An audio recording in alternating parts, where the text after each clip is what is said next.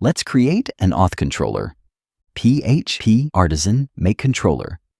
AuthController.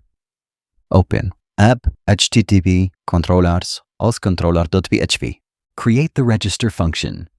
We need the request object, and the function returns a JSON response. First of all, we validate the request, and we store the validated data in the data variable. Second, we create the user record, which contains name, email, and password, and we'll use HashMake for the password. Now, we create a Sanctum token using Create token, then we get the plaintext token.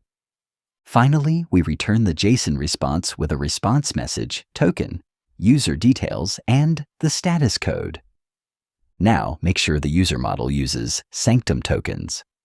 Open app models user.php. And add has API tokens. Now add the route in routes api.php. We do not need this anymore. The endpoint is post-register. First, import the AuthController. Then connect the register route to the register method we just created. Open Postman. Create a new request. Set the method to post. Use this endpoint. If you are using Laravel herd, the full URL should look like this. In the Headers tab, add the Accept header. Accept application JSON. In the Body tab, select Raw, then select JSON. Now write the request body.